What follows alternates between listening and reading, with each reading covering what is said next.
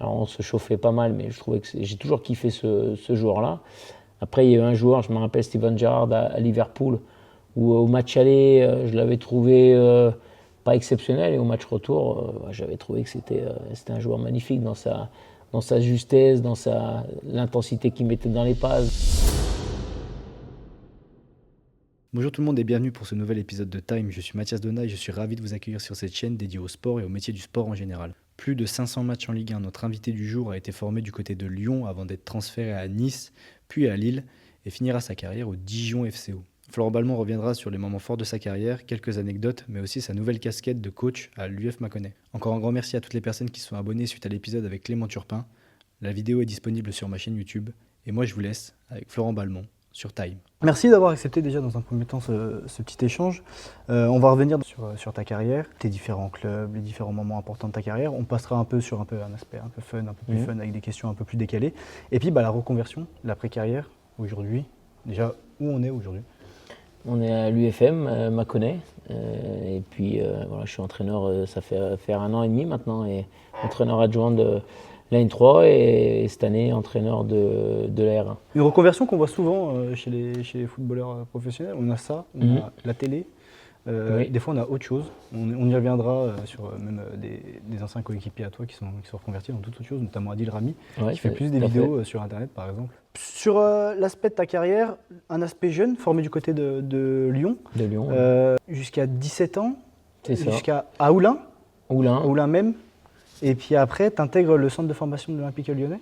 C'est ça. J'avais fait de 13 à 16 ans Cascolle. Après, dans mon village à Saint-Symphorien, 2 ans. Et je suis rentré à 16-17 ans à l'Olympique Lyonnais. Et voilà, je pense que je suis arrivé à 17 ans en U17 avec Armand Garrido qui était l'entraîneur de l'Olympique Lyonnais. Ouais. U17, c'est un peu plus tard que ce qu'on peut voir habituellement. Là aujourd'hui, à part sur quelqu'un qui est formé directement au club, mais c'est à partir de U16 peut-être qu'on peut commencer à arriver dans des centres de formation. Ouais, même plus tôt. Hein. Je pense qu'il y a des jeunes qui arrivent du début. Alors moi, mon père, il a toujours refusé parce que c'est vrai que Lyon était venu même en débutant. Il me voulait en débutant, mais mon père a toujours refusé et je l'en remercie encore parce que je pense qu'il faut que l'enfant puisse s'amuser dans son club amateur, et puis si vraiment il y a quelque chose, partir dans un centre de formation à un certain âge. Et moi j'ai pu arriver à 16 ans où je pense que moi j'avais de la fraîcheur, j'étais frais pour pouvoir assumer ça. Et je pense qu'il y a des joueurs, quand ils arrivent très tôt, pour aller jusqu'en pro, ça peut être long. Ça permet de se dire que voilà, déjà on est sûr que le centre de formation nous veut et qu'il ne nous garde pas parce qu'on est ici depuis petit. Oui, ça c'est possible. Après c'est vrai que alors à l'époque, il y avait souvent des contrats, maintenant il y a des ANS où ça peut être sur plusieurs années. Avant, c'était par année. Donc si le joueur était entre guillemets un peu moins bon, il sortait du centre de formation. Donc c'est pas facile à certains âges. Mais c'est vrai que moi, je suis arrivé, voilà, je pense que j'ai énormément apprécié mon année au Casco Lyon parce que c'était l'époque où c'était en nationaux. Donc, ah oui, ils avaient c'était vraiment un bon club formateur. Et souvent, le Cascolle, après, orientait s'il y avait des joueurs ou à l'Olympique Lyonnais ou à Montpellier. Je sais qu'il y avait Sabri Amouchi, Eric Abidal, où j'ai joué ensemble. On a joué ensemble. Et voilà, il y a des joueurs qui sont partis dans d'autres centres de formation. Tu intègres l'Olympique Lyonnais, U17 nationaux, U19 nationaux. Je ne sais pas si ça existait à l'époque. Ça n'existait pas à l'époque. C'était U17 nationaux. C'était l'équipe DH, donc senior, et après la N2. Ouais, c'est ça, la N2. C'était en National 2 Ouais, National 2. CFA. Ouais. C'est CFA 2, voilà, je dis N2, mais j'ai cette habitude-là, mais c'est N2. Et c'est vrai que moi, je trouvais que c'était bien, parce qu'il y avait le monde 17 ans, c'était jeune, et après, on passait dans le monde un peu senior, où c'était un niveau, voilà, où je pense que c'était un bon tremplin avant de basculer sur la CFA. Tu fais équipe réserve. Ouais. Vous êtes champion de France des équipes réserves, il me semble. Pas mal d'années. Tu intègres après sur des apparitions le groupe professionnel de l'Olympique Lyonnais. Je fais alors moi, ce qui a été, c'est vrai que moi j'ai fait 4 années en CFA, donc ça a été long. J'étais avec le groupe pro tout le temps, ce qui fait que j'étais souvent avec eux dans le groupe, dans les déplacements, en Ligue des Champions, en championnat, mais je rentrais jamais. Donc, ce qui fait que j'étais pas encore, j'avais pas fait une seule minute, et Et j'ai pu intégrer mon premier match en 2000, je crois que c'est 2002, mais je pense depuis, à l'époque en 2000, j'étais déjà avec eux. Ouais. C'était contre qui le premier match? Mon premier match, c'était à Ajaccio. Ajaccio? À Ajaccio. Ok. Il y avait beaucoup de pépins. Sur du match, il y en avait qui, la veille de match, avaient des petites blessures parce qu'à Ajaccio, il y avait un petit contexte où il y en avait peut-être qui n'avaient pas trop envie d'aller jouer là-bas. Et moi, j'étais trop content d'y aller. Et pour moi, c'était mon premier match en Ligue 1. Et voilà, j'ai fini avec des crampes. Et c'est un super souvenir. 90 minutes? Je suis sorti à 80, ouais, 80e, 85. Ouais. On a parlé de la transition, groupe réserve, Ouais. groupe pro. Comment on intègre un groupe pro quand on est en... Et tu m'as dit, ça faisait longtemps que tu étais dans le groupe réserve en plus. Comment on intègre le groupe pro? C'est quoi? C'est de la patience? Déjà beaucoup de travail. Je pense qu'on peut dire ce qu'on veut. C'est du travail, le mental. Parce que c'est vrai que moi, de ne pas être trop impatient. À l'époque, je pense que maintenant, je pense qu'il y a pas mal de jeunes qui auraient des difficultés sur ça.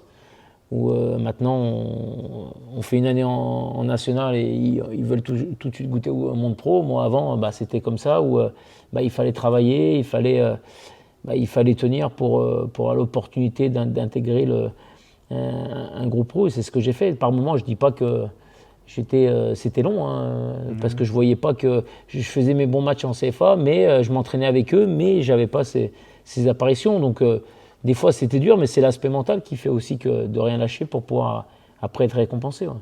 2022-2023, tu remportes le championnat de France, donc tu fais partie de l'équipe qui a remporté le championnat de France avec l'Olympique Lyonnais. C'est le début d'une grande série pour l'Olympique Lyonnais, la fameuse série des 7 ans. À cette époque, l'OL c'était vraiment injouable? Ou qu'est-ce qui faisait qu'il y avait toute cette force dans cette équipe? Moi, je pense que c'était... Là, on dit Paris maintenant, mais à l'époque, Lyon, c'était très costaud. Et je pense qu'ils auraient pu même gagner à une période de la Ligue des Champions. Mais parce que c'était costaud dans toutes les lignes. Et c'est vrai qu'à l'époque, au milieu de terrain, c'était bouché. Hein. Il y avait Essien, Diarra, Juninho. Devant, c'était Anderson, Govou. C'est très, très, très, très costaud. Donc moi, j'ai beaucoup appris. Mais c'était pour des jeunes joueurs, c'est appréciable de jouer avec des joueurs comme ça. Tu es prêté 1 an à Toulouse. À Toulouse. Ensuite, tu pars 3 ans, tu es transféré 3 ans, 4 ans à Nice. Donc, tu es transféré 4 ans à Nice. Qu'est-ce que tu gardes comme souvenir de ton aspect Côte d'Azur là-bas? Que du bon souvenir. Moi, j'ai un souvenir où quand j'arrive, ça se fait fin du mercato, au mois d'août. Je me rappelle ma première séance, je me dis mais c'est pas possible. On s'est entraîné, il faisait plus de 30 degrés. Je dis mais c'est la chaleur impossible. Et puis non, mais je pense que le premier match c'était Nice-Bastia, où je pense que j'ai l'impression que mon jeu a accroché directement avec les valeurs un peu niçoises, avec les supporters aussi, et je me suis énormément vite intégré. Et puis aussi la ville aussi, qui est un cadre de vie magnifique, et puis aussi le contexte niçois, l'ambiance du Stade du Rail. J'ai kiffé 4 années où c'était une très belle ambiance avec des très bons joueurs aussi. Bon, on avait fait une Coupe de Ligue aussi, une finale, ça c'est un regret avec Nice. Mais on s'est maintenu chaque année et ça a été des bons moments. C'était qui le coach à l'époque? Alors c'était Yann Autror qui m'a fait venir et après c'était Frédéric Antonetti. Drôle de personnage, monsieur Antonetti Oui, j'ai eu pas mal d'entraîneurs. C'est vrai que c'est un entraîneur où c'est un peu entre guillemets clashé 2-3 fois parce que je pense qu'on avait on était peut-être un peu aussi tous les deux impulsifs, ce qui fait que ça faisait un peu des étincelles. Après un bon entraîneur, hein, je dis pas, mais ça chauffait par moments. Tu pars après au LOSC et là c'est on va dire une grosse partie de ta carrière. Ouais, c'est une grosse partie. À Lille. Il se passe énormément de trucs. C'est à une époque, on reparlera de l'année 2011, mais c'est à l'époque où Lille était vraiment au-dessus dans le championnat. C'est le club où tu as pris le plus de plaisir, Lille? Bon, après, dans chaque club, j'ai pris du plaisir, mais c'est sûr que moi, l'objectif, c'est quand j'ai fait Nice, l'objectif, c'est de pouvoir, après, de partir de Nice, de découvrir la Coupe d'Europe. Et je sentais qu'à Lille, où on sentait que c'était un club qui montait à ce niveau-là, qui était un club structuré. Et quand je suis arrivé dans le centre d'entraînement à Luchin, où là, je me suis dit, premier jour, je me suis dit, c'est magnifique, c'est des conditions de travail exceptionnelles. Et puis après, j'ai senti aussi dans le Nord aussi des valeurs de travail. Et puis après, on est tombé sur un effectif, alors comme tu dis, beaucoup d'individualité, mais aussi un un groupe avec un super état d'esprit, ce qui fait qu'aussi qu'on a eu des résultats pendant pas mal d'années. Ouais. Coupe de France, championnat de France. Adil Rami, qui fait des vidéos sur Internet maintenant, aime bien parler de cette époque lilloise en disant que vraiment c'était une équipe avec un collectif et des individualités, comme on a dit, mais injouable. Ouais, je pense qu'il y avait des individualités. Après, c'est vrai qu'offensivement, il y avait Eden qui était quand même voilà, le joueur qui était créatif. Après, Moussasso, Gervinho, au milieu de terrain, on était bien complémentaires parce qu'il y avait Rio qui était, c'est mon pote, mais qui était vraiment le gars devant la sentinelle. Moi, j'étais un peu plus, entre guillemets, l'aboyeur, entre relayeur et Yokabai qui était encore plus le technicien. Et derrière, c'était solide, avec un très bon gardien. Et après, ce que je retiens, c'est une équipe très solide avec des individualités, mais c'était vraiment un groupe où on ressentait voilà, quelque chose. Il y en avait un qui était moins bien, le joueur derrière était là, et ainsi de suite. Et après, ce qui a été bien, c'est qu'on a joué pendant quelques années ensemble. Parce que moi, je suis arrivé en 2008 et je pense que le Satur s'est créé à ce moment-là. Et petit à petit, on a pu créer des choses jusqu'au cheat et au doublé. Et après, petit à petit, automatiquement, il y a des joueurs qui sont partis dans d'autres clubs. Mais voilà, c'est ce que je ressors, vraiment un esprit d'équipe exceptionnel. De Lille, donc là tu fais tes 8 années. De Lille, tu pars en Bourgogne, à Dijon. Tu fais 3 années à Dijon. Alors 4 années. La 4e est coupée avec le Covid. C'est quoi? Tu quittes Lille. Est-ce que c'est dépendant de toi ou tu voulais pas finir ta carrière là-bas? Tu voulais changer? Tu voulais voir autre chose? Non, l'objectif c'était de finir à Lille. Sauf que après voilà, c'est l'entraîneur que j'ai connu à Nice, qui est arrivé à Lille les 6 mois d'avant, qui m'a dit clairement qu'il ne se sentait pas me garder. C'était Frédéric Antonetti. Bon, après, il avait peur parce que comme j'étais sur la fin, il allait peut-être moins m'utiliser. Et il le sentait moins sur ce côté-là. Et c'est lui qui m'a fait partir. Parce que moi, au départ, je ne voulais pas partir de Lille. Je voulais finir ma carrière là-bas, dans un club qui était structuré, qui était exceptionnel. Mais je me sentais capable de faire encore quelques années en Ligue 1 et de pouvoir avoir l'opportunité de jouer. Donc il m'a fait comprendre que ça allait être compliqué. Et voilà, j'ai eu l'opportunité de Dijon et que je ne regrette pas parce que je pense que je n'aurais pas joué à Dijon, peut-être que j'aurais fini plus tôt. Et je suis tombé dans un club avec un esprit d'équipe et on a pu... voilà, c'est un objectif de maintien. À Lille, c'était l'objectif de viser le plus haut et maintien avec Dijon. Et on l'a fait pendant 4 ans, c'est un objectif aussi. Et tu nous as dit, là, tu étais plus proche de la fin. On sent partir à la retraite? En France, on a toujours eu un problème avec ça. Sur le côté, déjà qu'on commence à passer la barre des 30, c'est compliqué. Alors si ça fait 35 ans, voilà, je pense qu'il est cramé. Voilà. En France, on a toujours un problème. Si on va à l'étranger, on va voir, il y a des joueurs qui peuvent être à 35, 38, ils sont très très bons. Sauf qu'on a toujours eu un a priori en France sur ça. Mais moi, je me sentais pas cramé. Même à 40 ans, je pense que j'étais capable de faire encore une année, alors peut-être avec moins de temps de jeu, mais j'étais capable de faire. Mais là, il fallait s'arrêter parce que je pense qu'il faut aussi s'arrêter et donner la place aux jeunes derrière. Le football aujourd'hui, ça a drôlement changé. Ouais. Il y a un aspect physique qui rentre en compte. Comment toi, tu as fait de ta taille, donc de ce critère-là qui est censé être vu comme une faiblesse peut-être pour certains, comment tu as fait ça, justement, ta principale force durant toute ta carrière? C'est ça qui est bien. Après, on peut avoir tout profil. Moi, je sais qu'à Lyon, quand j'y étais, je suis persuadé, et je l'entendais, qu'il y en avait qui disaient ça va pas percer parce qu'il est trop petit. Ça, je l'ai entendu. Mais sauf qu'après, moi, ça m'a donné une force sur ce côté-là en disant non, c'est pas parce que je suis pas très grand que je vais pas réussir.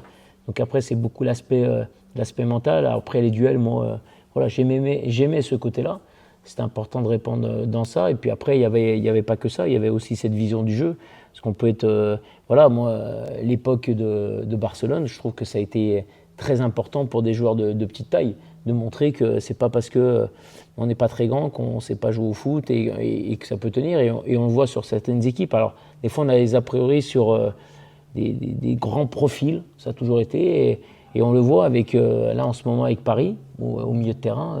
C'est que des petits profils. Et au final, ça fait plusieurs années qu'il y a des résultats. Oui, il faut avoir de la taille, il faut avoir sur certains postes, mais il n'y a pas que ça. Je pense que on le dit souvent, mais la vision du jeu, elle est importante. Si on a déjà vu avant, on gagne du temps par rapport à ça. Et sur son positionnement, sur cette vision-là, on gagne du temps. Même en tant qu'entraîneur, on essaie de leur faire comprendre des choses.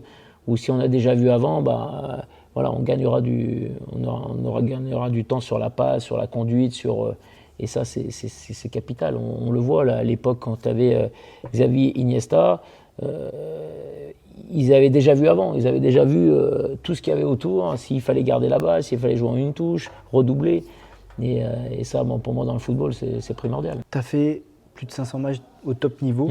Tu as joué beaucoup de compétitions. Tu as rencontré beaucoup d'adversaires.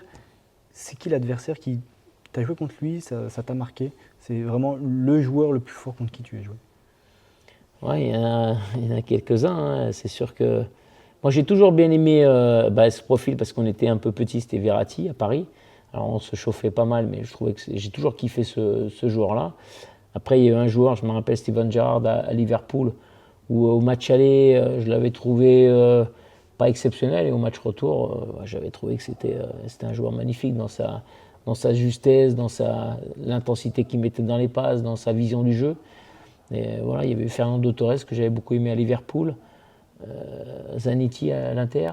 Voilà, c'est des joueurs qui ont marqué. Et de revoir après les matchs, de revoir ça, on savait qui c'est qu'on allait rencontrer, on voyait assez de vidéos pour le dire, mais c'était agréable. Moi, ce que j'ai connu, et pour moi, la Ligue des Champions, ça a été, on le regardait quand on était gamin, la musique, tout, on peut dire ce qu'on veut sur ce côté, mais la musique, elle est sensationnelle. Moi, j'ai des souvenirs où j'avais le premier match où il y a l'hymne de la Ligue des Champions, j'ai presque les larmes aux yeux. Ouais. C'est dans quel stade? Là, c'était à Lille et c'était l'ancien stade, donc c'était au Stadium Vinandas. Maintenant, le joueur ou les joueurs avec qui tu as joué? Moi, j'ai vu Eden Hazard. Eden Hazard, après, ce qui est bien, c'est que je l'ai vu évoluer. Il est arrivé, il avait 18 ans. Quand il est arrivé dans le groupe, on s'est dit, ouais, c'est costaud. Mais après, je pense qu'il a compris aussi l'exigence qu'il fallait avoir pour être pro, pour jouer à un haut niveau. Et je pense qu'il l'a vite compris. Et ce qui a été bien, c'est que moi, j'ai beaucoup aimé jouer avec lui parce qu'il savait quand il fallait jouer simple, quand il fallait dribbler, quand il fallait accélérer dans les 30 derniers mètres. Et voilà. C'est ça qui fait que. Et c'est ça qui fait les grands joueurs. Après, il y a Hugo Lloris aussi, je l'ai vu aussi éclore aussi. Il est arrivé à 18 ans à Nice, c'était troisième gardien. Et tout de suite, je lui ai dit, toi, tu iras loin. Parce qu'on sentait que c'était un profil, mais aussi une personnalité, quelque chose, du charisme. Et voilà, c'était un super gardien aussi. Tu as parlé de Verratti sur le terrain. Avec qui c'était un profil potentiellement assez hargneux, tout ça. Il y a d'autres joueurs où tu savais, je joue contre cette équipe, je joue contre lui, je sais très bien qu'à partir de la 30e, je vais commencer à me prendre la tête avec lui, c'est sûr. Alors, comment dire, Verratti, c'était un joueur qui était un peu comme moi, qui est râleur, et moi j'avais ce défaut-là un petit peu d'être râleur, mais plus le côté Mota. Lui, c'était dans l'autre sens, où c'était un peu plus vicieux. Ouais. Dans ce côté-là. Et ça me dérangeait un peu plus. Donc je sais que j'aimais moins ce profil-là parce que c'était, ça allait mettre des coups, mais peut-être un peu plus vicieux, à retardement.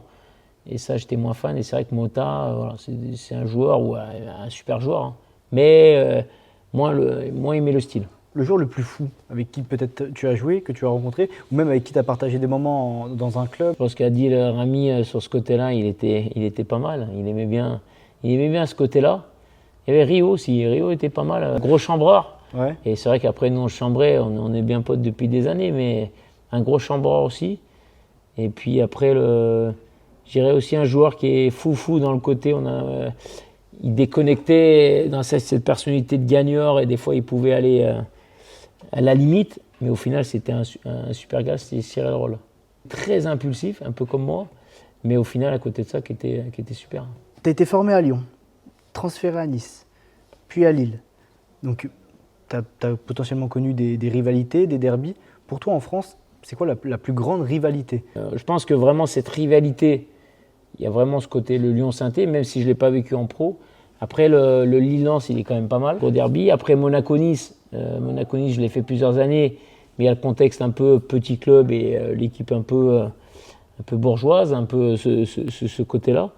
Et j'ai fait un peu tous les derbys. Et après, je pense que vraiment la rivalité, même si je ne l'ai pas fait, je pense que c'est Lyon-Sainté. Hein. Lyon-Sainté. Une rivalité avec, quand tu étais à Nice, avec l'aspect corse? Il y a cette rivalité quand tu es à Nice? Ça avait été compliqué. Nous, je me rappelle, il y a la deuxième année à Nice où On joue notre maintien, Ajaccio joue son maintien aussi, et on va jouer là-bas l'avant-dernière journée. Celui qui perd, il descend. Donc je te fais le contexte.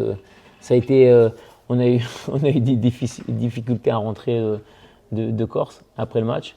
Mais après c'est bien, c'est le contexte aussi. Moi j'aimais ce côté-là et on avait répondu sur ce match-là. Mais oui, on sentait qu'il y avait une grosse rivalité. C'est un contexte un peu chaud, comme à Nice, comme à Marseille, comme ces contextes-là où j'aimais bien. Mais oui, il y avait, là ça avait été, sur ce match-là, ça avait été tendu parce qu'en plus il y avait sur un match, il y avait un maintien en jeu. Outre ces rivalités, tu as connu beaucoup de stades, parce que outre la Ligue 1, il y avait aussi cet aspect Champions League, Europa League, tout ça. La plus grosse ambiance que tu as rencontrée dans ta carrière? Plus grosse ambiance. Tu t'es dit, tu es rentré sur le terrain, tu t'es dit, ah ouais, ok. Bah après, il y avait Liverpool. Liverpool, c'est vrai qu'on avait joué en Europa League. J'ai souvenir où, comme on nous parlait à chaque fois de Liverpool, quand on y va la veille de match, comme c'est un stade vide, on se dit, bon, voilà, pas trop impressionné, les vestiaires un peu vieillissants, la tribune vieillissante. On se dit, bon, voilà, on arrive au match, il y a du monde, mais sans plus. Je dis, bon, ok. Échauffement, et puis quand on va au vestiaire avant de rentrer sur le terrain, voilà, on se dit ça y est, on a basculé à autre chose. Et là, c'est exceptionnel. Ce côté-là, cet hymne qui est magnifique et qui fout des frissons. Et même quand on est gamin, bah voilà, ça nous met les tripes, ça nous met une ambiance de fou. Sur l'ensemble de ta carrière, quel est ton plus grand regret? S'il y en a un, s'il y en a plusieurs, Ouais, bah après, plus grand regret, il y en a peut-être deux. Le premier, c'est la finale de la Coupe de la Ligue avec Nice, où je pense qu'on doit la gagner. Et je pense qu'on aurait pu amener un trophée à Nice et ça aurait été énorme. Et on aurait pu aller en Europa League. Et ça, c'est mon regret un peu en club. Et le deuxième, c'est de peut-être pas avoir pu avoir l'opportunité d'aller en équipe de France. En équipe de France. Présélectionné?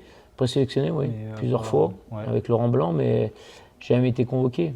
Après, ça m'a jamais dérangé, mais je pense que ce que tu montrais à un moment donné, peut-être que j'aurais eu l'opportunité de faire juste même un rassemblement, ça aurait été bien déjà de voir un peu le contexte. T'as déjà eu peur sur un match?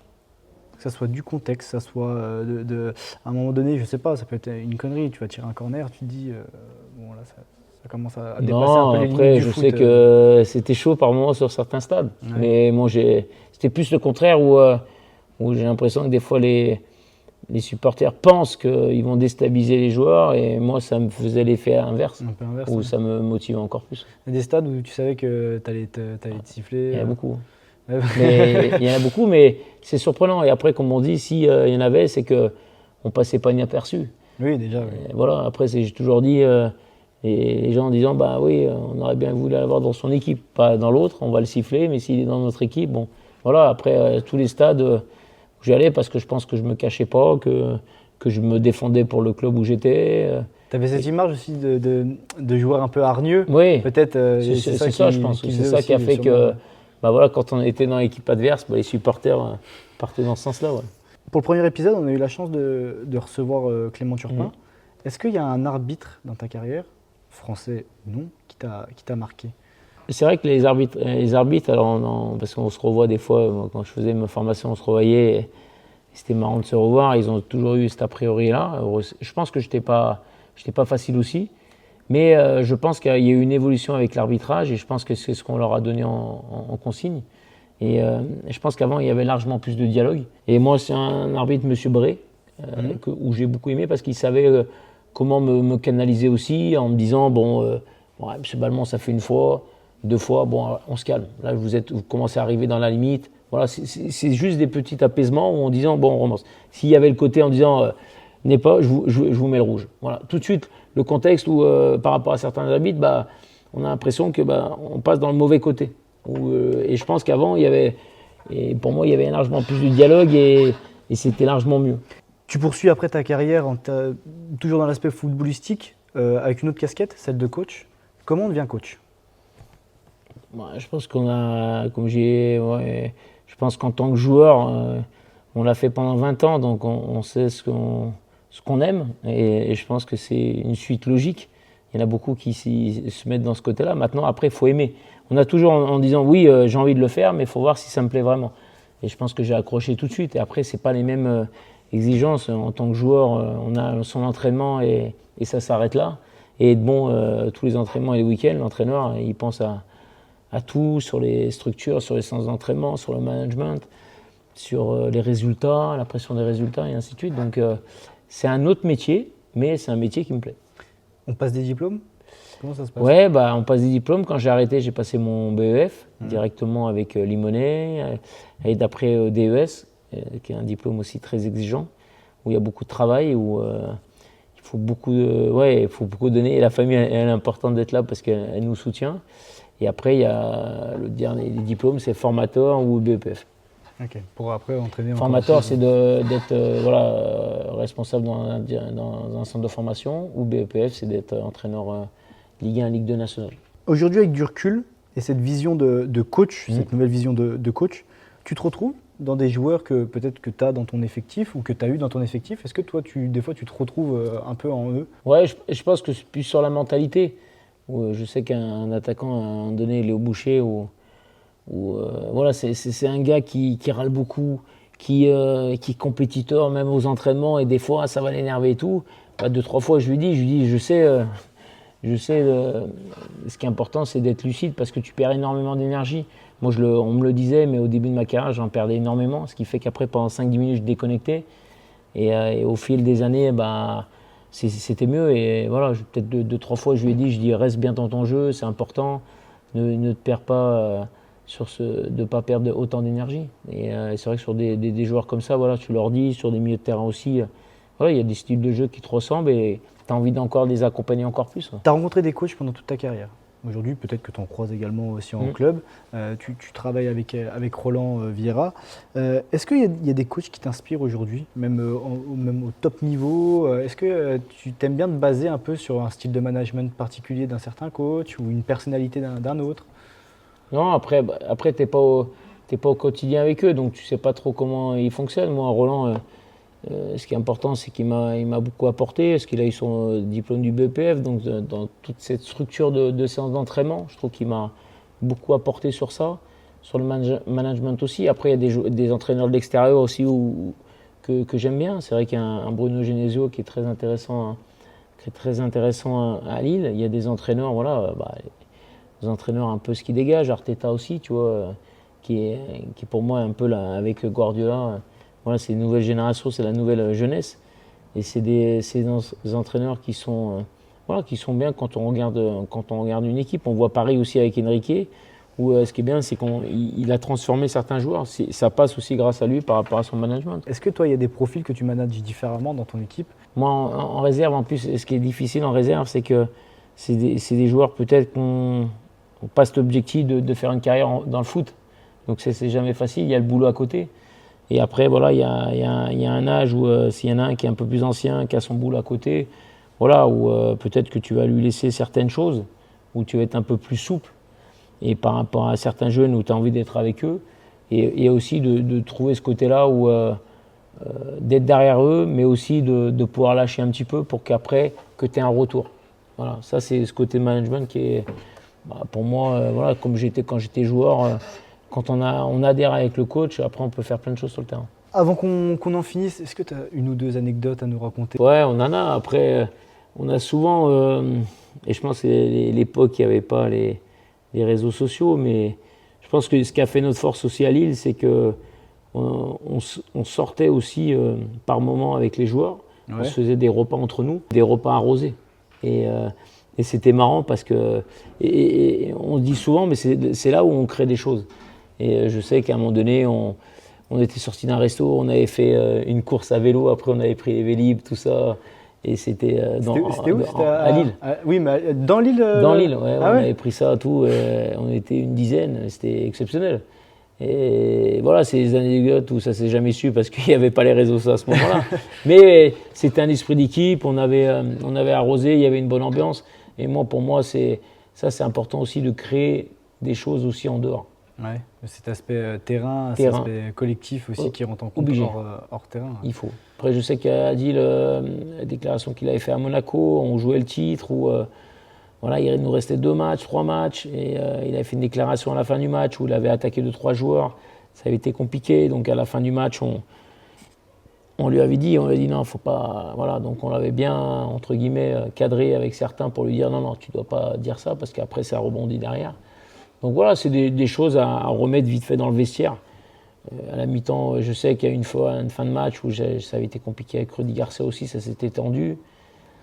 Avec Antonucci aussi, on dit souvent il y a des choses qui restent dans le vestiaire, mais après ça fait partie aussi de la tension du match, le contexte du match. Ouais, bien sûr. Et après, souvent après, ça repasse à autre chose début de semaine. Florent, merci. Merci à toi, c'est bien sympa.